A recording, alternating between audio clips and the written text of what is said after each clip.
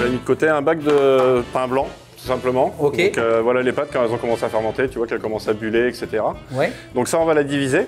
Et puis avec ça, on va faire des baguettes. Normalement, on les divise avec une machine, etc. Mais les bacs sont plus gros. Ok. Mais là, on va tout faire à la main, à l'ancienne. Allez, vas-y. Donc, on commence ça. Attention, Vas-y. tu vas prendre de la farine. C'est pas grave. Fais pas exprès de m'en mettre dessus non plus. Oh bah quand même.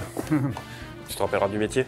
Il me semble que c'est que de la farine du Québec que vous avez. Ouais, c'est ça. Donc pour les farines blanches, on utilise ce qu'on appelle la fleur de Québec. Donc c'est une nouvelle farine qui est sortie il y a à peu près 2 ans. Et toutes les autres farines qu'on utilise, que ce soit le Corozan, l'intégrale, le tamisé 50, etc., c'est que des farines bio. La seule farine bio que nous n'avons pas dans la boulangerie, c'est celle-là.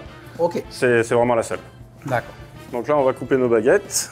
Donc là, c'est des baguettes. C'est des choses que tu fais à combien, ça? Ça, je les pèse à 460 à cru, parce que le pain, évidemment, on va perdre... C'est des baguettes ou des gros pains, ça? Ah non, les gros pains, c'est 670 grammes. Aline, ça en prend de la pâte, hein? Hop. Allez. Pas trop serré, sinon on ne peut pas les allonger. Ok, c'est bon. En gros, c'est ce qu'on appelle les mises en forme, c'est-à-dire qu'en fait, tu vas prendre... Est-ce qu'on est bon là-dedans? Non, pas du tout. Ok. Bon, vas-y alors. Juste les mettre comme ça. Ah, ok. Tu vois, juste que... Tu vois qu'on sent qu'elle n'a pas de force. Comme ça, quand on va les laisser reposer, après on pourra les façonner en baguette. Mais celle-là, c'est pas grave, on va en faire un autre pain. Ok.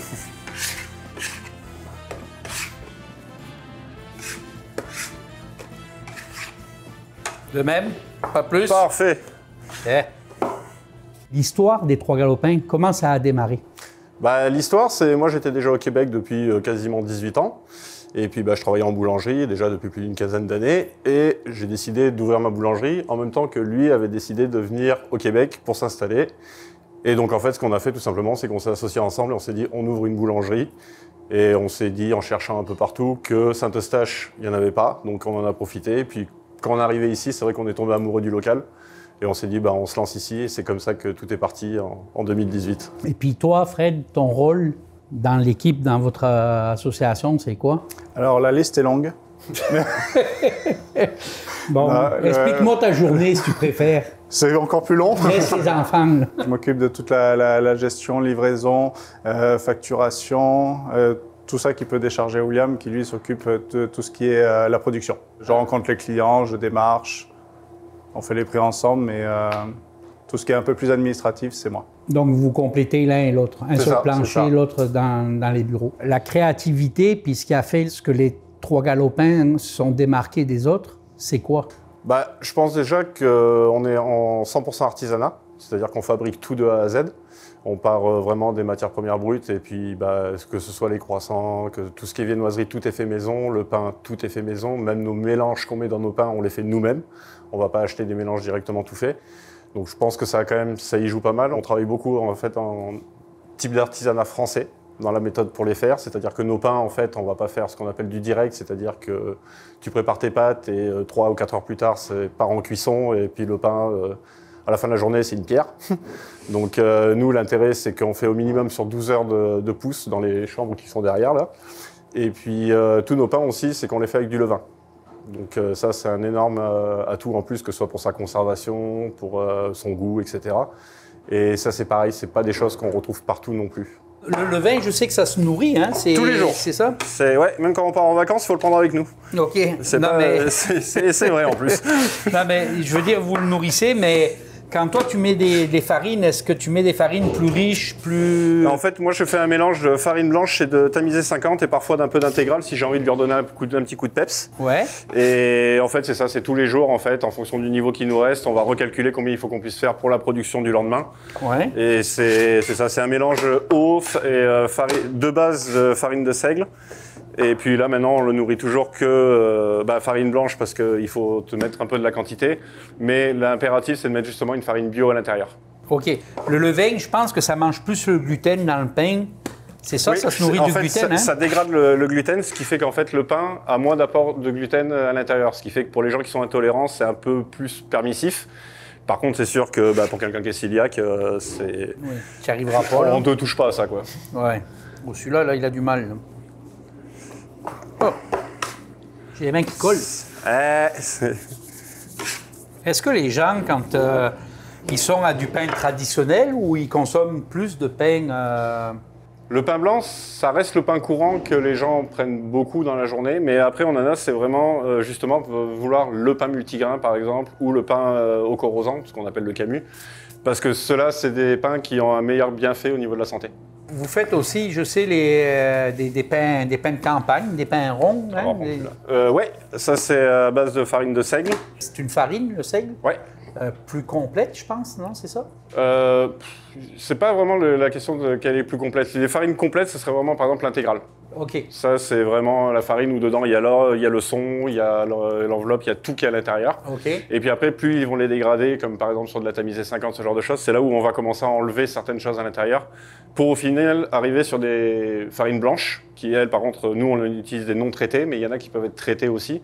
Mais en fait, c'est ça. C'est en fait la farine part de brun et va finir au blanc au maximum selon ce qu'on utilise. D'accord.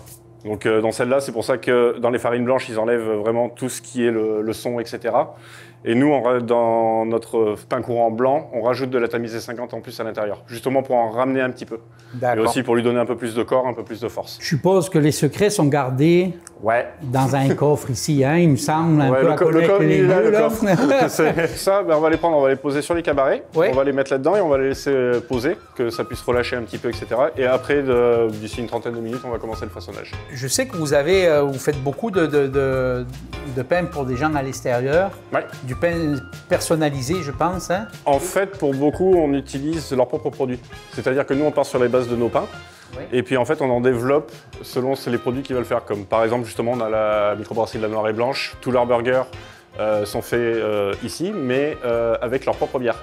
OK. On peut prendre la bonté de la pomme, par exemple. Ces pains aux pommes qu'elle vend, c'est en fait fait donc avec nos pains, mais c'est ses pommes et c'est avec aussi son jus de pomme à elle. D'accord. On a la cabane au pied de cochon qui, eux, changent beaucoup de choses, etc. Mais souvent, nous donnent leurs propres produits qu'ils font en cuisine et nous, on les adapte dans les pains pour leur... Ouais, c'est ça. OK. Je pense que vous prenez des employés qualifiés qui viennent de la France, hein, vous sélectionnez des gens. Est-ce que vous rencontrez des difficultés? En matière de boulanger, oui, ça devient de plus en plus dur d'en trouver. Là, justement, notre dernier boulanger vient de France, mais on en a quand même qui sont déjà ici, là. Mais oui, on va dire, c'est un métier qui commence à se perdre, malheureusement, qui est quand même pas, c'est pas un métier facile, on va dire. Les horaires sont pas faciles non plus. Donc, il faut trouver des gens qui aiment ça et qui sont passionnés par ça. Il n'y a que ces gens-là, en fait, qui continuent dans ce métier-là. Sinon, on en a vu passer, effectivement, quand ils se rendent compte de la réalité du métier, ça ne dure pas très très longtemps. Parce que là, il faut se dire que ça travaille quasiment 24 heures sur 24. Je sais que vous faites souvent des viennoiseries différentes, à la pistache, à la framboise, des choses de même. Comment vous réalisez ça? Est-ce que c'est autour de la table avec les employés? Parce que je sais quand même que vous laissez exprimer énormément vos employés ici. En fait, c'est ça. Moi, tous ceux qui travaillent en production, je leur dis si vous avez des idées, on les met sur la table et on regarde ce que ça donne. Et on en a certains de nos produits, c'est eux qui ont dans l'idée. L'intérêt, c'est qu'ils sont quand même assez jeunes, donc ils sont pas mal à la page, on va dire là-dessus. Et donc en fait, c'est ça, dès qu'il y a des idées qui leur viennent, on les développe, on regarde si ça peut marcher. Certaines, on les essaye, bon, on se rend compte que c'est pas très concluant, donc on laisse tomber. Mais il y en a certaines que oui, on va prendre et qu'on va continuer à faire. Par exemple, celle qu'on fait avec du brownie à l'intérieur et du caramel. On fait tout, que ce soit le brownie, le caramel et tout est fait ici. Et ça, c'est une de nos employés qui a eu ça comme idée, qui voulait absolument le faire. Et puis, on a essayé. On en a mis un petit peu au début. Et puis, finalement, on s'est rendu compte que plus ça va et plus on nous en demande. Donc, c'est devenu régulier. C'est bien. Voilà. C'est bien, vous laissez les gens s'exprimer. Ouais. Donc, façonner une baguette. Bon, il y a la méthode académique et après, il y a la méthode où on va beaucoup plus vite. Vas-y, la méthode, tu fais d'habitude. OK.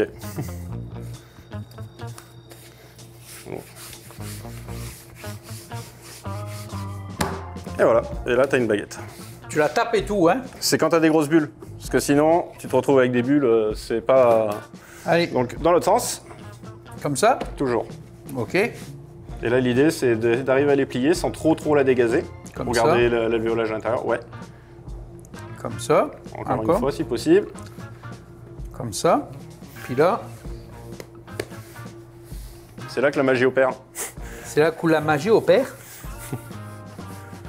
Donc là, quand on fait ce genre de choses, tu vois, c'est d'avoir ce qu'on appelle ce que tu as dessous là. Donc Ouais. ça, c'est ce qu'on appelle la clé, OK. qui doit toujours être bien fermée. Et après, bah, l'idée, c'est quand plus on va la replier à l'intérieur, plus elle va prendre de la force, ce qu'on appelle, pour pouvoir se tenir. Justement, là, on verra la différence. Donc ça, après, on met ça ici. Ouais, bah, tu peux le mettre, regarde, on va le mettre comme ça. OK.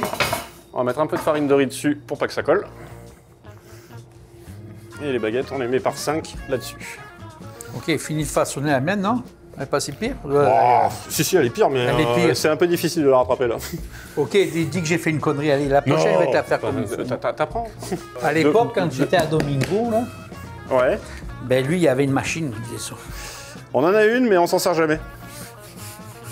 Parce que j'aime pas ça. Rien de voir un façonnage fait à la main. Donc là, il faut vraiment la fermer, comme tu m'as dit tantôt. C'est ça. Sinon, tu as la méthode qu'on appelle académique.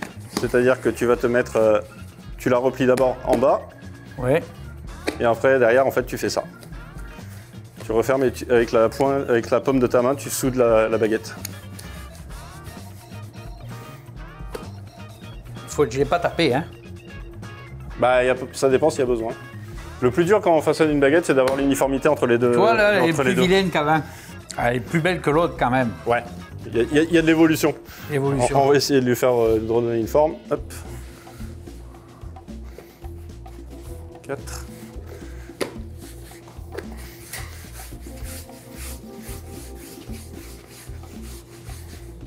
Et 5. OK. Ça, je remets ça là-dessus. Ouais, et là on va faire les 5 dernières.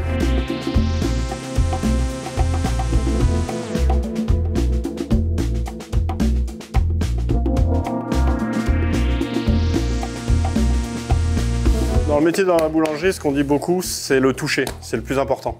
C'est-à-dire que tu vas toucher dans ton pétrin, en touchant la pâte, tu peux savoir comment elle est. Là, tu peux savoir aussi comment elles sont, si elles sont trop serrées, etc. Savoir comment tirer dessus pour pas la déchirer. C'est un métier, comme on dit, que ça prend avec les années, en fait. La théorie, c'est bien, mais il n'y a que la pratique qui peut t'aider. L'évolution des 3 galopins, comment vous voyez ça tous les deux? Soit on continue à le développer et peut-être monter une autre succursale ou ce genre de choses, ou soit faire des points de vente. On ne sait pas trop encore exactement comment on verrait ça là, parce qu'on avait déjà beaucoup à faire avec ici. Et puis peut-être dans l'avenir, oui, ce serait ça, de monter peut-être une deuxième un peu loin d'ici, entre guillemets, ou avoir des petits points de vente ou des choses comme ça en plus. Essayer de s'implanter un peu à droite à gauche. Et le projet est pas mal mûri parce qu'on avait déjà le projet, mais la Covid est arrivée, ça a un petit peu mis tout ça sur la glace. Donc tout le plan d'affaires et tout le programme de développement, on l'avait déjà quand même pas mal avancé, était quasiment fait. On avait une salle à manger avant, à partir avant de la boulangerie qu'on a dû enlever pour agrandir ici. Pendant la pandémie, plus personne ne pouvait venir en salle à manger. Mais toutes les cabanes à sucre, tous les clients qu'on avait qui faisaient du take-out, continuer à travailler, on n'était pas capable de les fournir avec l'espace qu'on avait en production. Donc là, en réorganisant, on a pu avoir des nouvelles chambres de pause plus grandes, des congélateurs qu'on n'avait pas, qui nous permettaient de stocker pour envoyer. Donc on est prêt, c'est quand on pourra le faire. Passer le cap. Ouais. Ces deux-là, ça va être ce qu'on fait normalement en forme de gros pain. Donc, Vas-y, vas-y. Le plus simple, ça va être la miche. Donc une miche, en fait, c'est ta bouboule Tu la rebats au que milieu. tu resserres.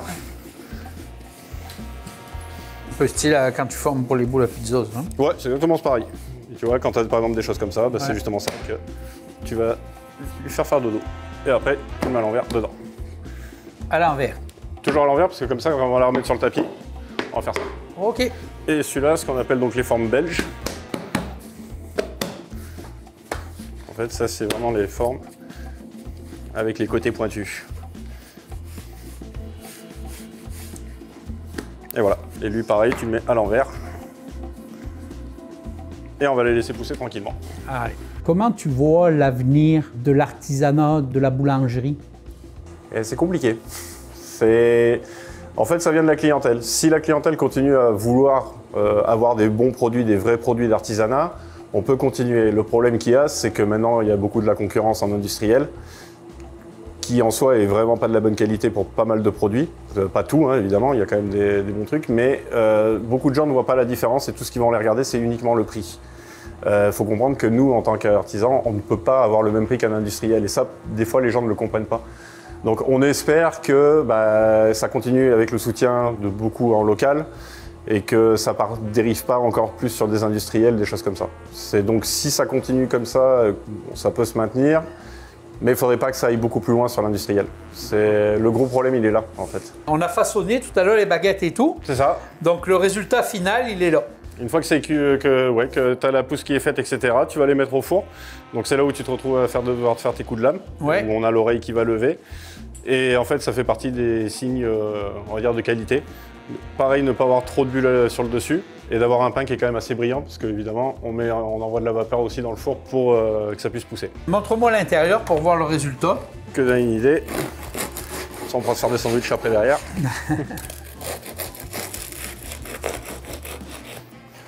L'idée, c'est d'avoir un alvéolage comme ça, directement, tu vois. Okay. Pas d'énormes trous, ce qui montrerait que notre pousse n'a pas été bien géré. Des petits trous comme ça, c'est parfait. S'il y aurait des trop gros trous, ça serait pas bon? Non, c'est que soit ça a été mal façonné, soit la fermentation a mal été respectée.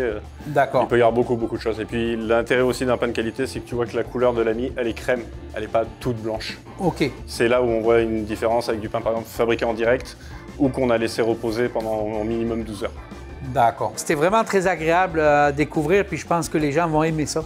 J'espère. Parce qu'on ne se rend pas compte en arrière du travail et puis de la réalisation. Souvent, c'est la nuit que tu travailles. Hein. Je te vois quand je viens de bonne heure le matin au marché en été.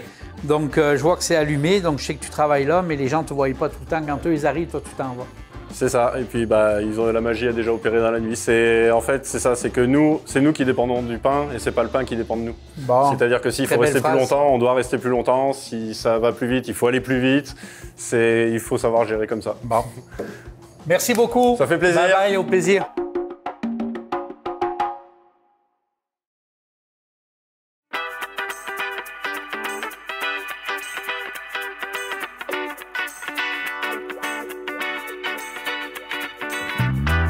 J'étais dans un souper de chambre de commerce. Ça fait longtemps, là. Ça fait peut-être à peu près 15 ans. Puis il y a quelqu'un qui me parle. Elle était chocolatière, puis elle n'avait pas de point de vente. Elle faisait ça chez elle. C'était dans son sous-sol. Puis elle a dit, mais j'ai dit, où tu vends? Elle a dit, je vends au monde que je connais, tu sais, tout ça. Je dis, mais on pourrait créer un endroit où tu sais, que je pourrais vendre ton stock. J'ai dit, moi, je suis pas bonne pour faire du chocolat, mais je suis bonne pour le vendre, puis, tu sais, s'il est bon. Et, finalement, ça a pris une couple d'années, mais en 2016, octobre 2016, on a ouvert la douceur du terroir. Je me suis dit, moi, je veux représenter les gens qui font des super bons produits. Des produits du Québec, tout ça. Oui, vraiment des produits. Puis c'est Québec seulement ici, là. Quand on disait, il y a 8 ans et demi, moi, je veux vendre des produits du terroir, produits du terroir, les gens disaient « Ah, mais c'est cher. Je suis pas sûre. Mais non, c'est pas plus cher, puis c'est tellement d'une meilleure qualité. Mais j'ai dit « OK, regarde, on veut quand même rester en vie longtemps, là. » Fait que j'ai dit on va faire un coin café. Puis là, à un moment donné, je me suis rendu compte que les gens ont dit « moi, j'aimerais ça manger des sandwichs, je travaille pas loin. Moi, faire des sandwichs jambon moutarde, c'est pas mon genre. » Mais là, j'ai dit, attends une minute, je préfère des sandwichs avec les fromages d'ici, fromages du Québec, avec les moutardes, les confits d'oignons, puis tout ça. Puis c'était comme, ça fait drôle à dire, mais c'était aventureux dans ce temps-là. Ça fait innovant comme juste. aussi. Oui, parce que les gens disaient, ah ouais, tu vas mettre de la confiture au poire dans mon sandwich au poulet. Oui, je vais faire ça. Et finalement, on les fait panini. Fait que mes 2-3 tables sont devenues 35 places assises et 14 sur la terrasse. Mais c'était pas ça que je voulais. OK. C'était pas ce que je voulais. Moi, ce que je voulais, c'est comme on est rendu aujourd'hui. La boutique était comme ça, avec moins de produits, bien sûr, mais les gens étaient assis au travers ça. Fait que moi, je trouvais ça le fun, tu sais. Je disais, les gens sont assis autour des produits, les producteurs sont là avec eux. J'aimais ça. mais c'était pas ce que je voulais. C'était très demandant en énergie. On travaillait 7 jours sur 7 pendant 3 ans et demi. On avait beaucoup d'employés. Fait que c'était beaucoup de gestion. C'était pour finalement arriver à... On les aime, les producteurs, mais à un moment donné, il faut manger. Oui. Et puis, il faut s'adapter aussi à la situation. Oui. Okay. Si je reviens, mettons, il y a 5 ans, on a changé. Là, on a enlevé la salle à manger. Puis là, on est devenu vraiment que produit du terroir. Ça a été la pandémie qui nous a donné cette chance-là. Souvent, je suis en arrière de mon comptoir. Souvent, c'est Patrick, mon mari, qui fait le service. On n'a plus de place pour manger ici, mais il y a une terrasse publique l'été. Il y a en arrière de l'église, c'est super beau. Puis il y a beaucoup de bureaux aussi. Les gens viennent chercher, puis on leur met ça dans une belle boîte à lunch. Dis-moi, Julie, comment tu fais pour sélectionner tes produits qui sont vendus ici, pour choisir tes producteurs? Y a-t-il une particularité? Y a quelque chose que tu mets vraiment précis sur le choix, sur la décision? C'est une bonne question. Souvent, il y a un producteur qui va rentrer ici, s'en vient nous voir, il arrive avec sa... Il y a un producteur de sauce là, qui est venu me voir la semaine dernière. Puis il dit « Bonjour, je vends de la sauce. » Bien, j'ai dit « On a déjà 2 entreprises qui vendent de la sauce. » À un moment donné, de la sauce piquante, c'est beau, là, mais je peux pas avoir tout le monde. Fait que moi, je dis toujours « Je te garde de côté, puis si jamais... » Mais lui, il est arrivé avec sa boîte d'échantillons et il nous a fait un show. Et ses produits étaient tellement bons. J'ai dit « Parfait, tu me rentres une caisse de chaque. » Il y a des gens que je vais dire « Tu sais, on a beaucoup de produits d'érable. » Dans la région. Fait que, tu sais, j'ai quelqu'un que j'aime beaucoup, elle me dit tout le temps, mais tu rentres-tu mes produits? Tu sais, je peux pas rentrer 6 pots de beurre d'érable, là. Surtout qu'on vend un beurre d'érable et on dit que c'est le meilleur au monde depuis 8 ans. Tu sais, fait que là, je peux pas en rentrer un autre à côté, je le vendrai pas, tu sais. Il doit être excellent aussi, là, mais tu sais. Fait que c'est plus ça. Il faut que ça soit local, du Québec, puis il faut que ça soit de qualité. Dis-moi, Julie, c'est quoi les produits des Basses-Laurentides, les artisans du coin là, que tu représentes dans la boutique? C'est sûr, il y en a plusieurs. On a Feilly Terroir Chocolaté qui est à Oka, que j'adore. C'est ça, j'ai tout le temps eu un coup de cœur. Ouais, surtout qu'elle travaille beaucoup avec le local, les fraises du Québec. On a Varin, je pense que vous êtes allé faire un tour chez Varin. Oui. Ça, tous les produits d'érable, leur sirop d'érable, c'est lui que je disais que c'est le meilleur beurre d'érable au monde. C'est impressionnant comment ils font leurs petits cornets et tout ça. On a des vergers, on a verger Lacroix, puis on a les vergers La Bonté de la Pomme aussi. Okay. On a leurs produits, c'est sûr qu'il y en a tellement dans le coin, mais on peut pas toutes les avoir, mais on aimerait bien ça. Mais on a Maestro, quand je te disais... Ton petit coup de cœur, celui-là, hein? Mon petit coup de cœur, Maestro, lui, tout est bon. Le mangue vanille, c'est vraiment bon. Ça, c'est mon coup de cœur de mon coup de cœur. Maestro, c'est un confiturier de Deux-Montagnes. Lui, ce qu'il a fait, avant, il y avait G-Jam. Il a commencé avec G-Jam. C'est toutes des affaires de musique, ça s'appelle Ghislain. Puis, il est venu nous voir, puis il a dit, est-ce que je peux vendre ma confiture? Mais juste ici. Il n'y avait pas d'autres points de vente. Il faisait ça pour le plaisir. Et c'était tellement bon, puis on en vendait tellement, puis il a commencé à en vendre un peu partout, qu'il a dit, écoute, il faut que j'arrête. Quand je serai à la retraite, je recommencerai. Et quand il est venu à la retraite, là, il y a 2 ans, il a dit, Julie, je peux-tu faire mon lancement chez vous?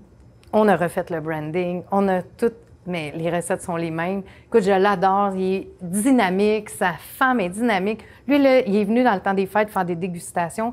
J'ai dit, tu peux venir quand tu veux. Il y a un autre coup de cœur. Bien là, ça, c'est sûr que... Tu pensais il y a le domaine Pelcha, le Maître Auger, qui est le domaine de Mario Pelcha et de sa femme. Écoute, j'aime ses vins. Puis, j'aime le chanteur. Ça a été long avant que je dise. Oui, hein? C'est vraiment long. Je parle tellement aux vignerons que... c'est ça. Ça a été long avant que je dise. Mais j'ai dit. On a le pied de cochon. Pieds de cochon qui sont dans le coin. Je sais qu'eux autres font tellement de choses, mais on a leur relish, leur moutarde. On a des pâtissiers du coin aussi? Oui, ça c'est Vincent. Là, c'est sûr que c'est dans le congelé, mais Vincent, au Palais Gourmand. Oui, il fait des macarons. Il fait des marchés aussi. Vincent, lui, c'est le premier... On est son premier client. Vincent, quand il est arrivé ici, cette journée-là, c'était... Il y a eu 3 pâtissiers nouveaux là, qui sont venus. Là, j'ai dit à Vincent, c'est parce que tu es le 3e à venir me solliciter pour avoir tes produits. Mais je ne sais pas ce qui s'est passé, mais j'ai fait, c'est lui. Fait que c'est Vincent qui est avec nous. C'est ça. Un coup de cœur, Vincent aussi. Voilà, après, tu as la maison Constantin. C'est un coup de cœur tout le temps là, aussi. Là. Okay. J'ai plein de coups de cœur, j'aime tout le monde. C'est bon, ça? Oui, la famille Constantin, là, on vend leur congelé, on a leur marinade aussi. Puis aussi, tu as du vignoble? Oui, on a un vignoble et on a est riche dans le coin en des vignoble, vergers. Hein? Oui, non, les gens veulent vraiment les vins québécois de Saint-Eustache, de Oka, Saint-Joseph. Donc, on a les vignobles Les Vendanges qui est à Saint-Joseph. On a à Saint-Joseph aussi le domaine Pelcha-le-Maître-Auger. On a la Cantina qui est à Oka, qui appartient au vignoble de la Rivière-du-Chêne qui est à Saint-Eustache. On a des cidres aussi, des vergers La France, des bières aussi qui est à Saint-Placide. Saint-Placide, oui. Puis la Noire et Blanche, bien sûr, qui est juste à côté de chez nous. Oui. Ça aussi, c'est une histoire d'amour. Les fameux paniers. Il y a eu quelque chose, il y a eu une demande de ça, particulièrement ici. J'en entends parler beaucoup. Moi, je suis une fleuriste de métier. Je suis diplômée en fleuristerie au CFAM à Mirabel. Ça fait longtemps, là, en 1999. Puis j'ai toujours aimé les paniers, l'emballage, les boucles, les rubans. Et là, de mettre plein d'artisans ensemble, c'est le fun. Il n'y a pas personne qui reçoit un panier et qui dit « Ah non, pas un panier du terroir. Puis là, il y a beaucoup d'effervescence aussi avec tout ce qu'on parle, l'achat local, Québec, tout ça. Ça, c'est ce que j'aime faire. C'est que je peux faire novembre-décembre, là, des fois, on rentre la nuit, puis on fait des paniers cadeaux. On fait des paniers pour le particulier sur mesure. Les gens peuvent choisir ce qu'ils veulent. Mais on le fait aussi pour des entreprises. Fait que des fois, il y a des gens qui me demandent 100 paniers. Des fois, on a envoyé là, des paniers... on a envoyé 25 paniers en Gaspésie. Une entreprise de Gaspésie qui nous a téléphoné. Puis ce que j'aime, c'est que souvent, les gens m'appellent. Ils passent la commande en ligne, puis ils m'appellent. Ils veulent entendre l'histoire. Eh bien, non, mais j'ai dit, écoute, moi, j'adore ça, fait que je peux faire un beau service personnalisé, puis j'envoie mes commandes. On a un panier qui s'appelle le local. Il y a toutes des choses de Saint-Eustache, de Montagne, puis dans le coin. Il est ici parce qu'on a le Moulin-Légaré. Oui. J'ai oublié de te dire parce qu'il est là-bas, on a la farine du Moulin-Légaré qui est vraiment ici. Il y a une belle histoire, hein, ici, dans le coin. Oui, le plus vieux moulin a fonctionné avec la force de l'eau. Fait que tu vois, ça, c'est le local. Constantin, Maestro, on a Varin, Vincent, au Palais Gourmand, Feilly, la Noire et Blanche, le moulin. Fait que tout est... 100% ça, c'est local. vraiment le local. Ouais. Alors, dis-nous, est-ce qu'il y a quelque chose, est-ce qu'il va y avoir un petit changement à la douceur du terroir, quelque chose de différent? Je pense qu'avec le changement qu'on a fait, ça, c'était vraiment mon gros projet, là, de transformer un bistrot en boutique du terroir. Ça l'a bien été. On a trouvé un rythme de vie qui nous convient. Maintenant, on a 2 jours de congé par semaine, comme tout le monde, presque. On a des vacances l'été, on a des vacances l'hiver, ce qu'on faisait pas. Fait que c'est de continuer ce beau rythme-là. Puis moi, c'est bien important de m'impliquer auprès des organismes, des CA à TVBL, puis tout ça.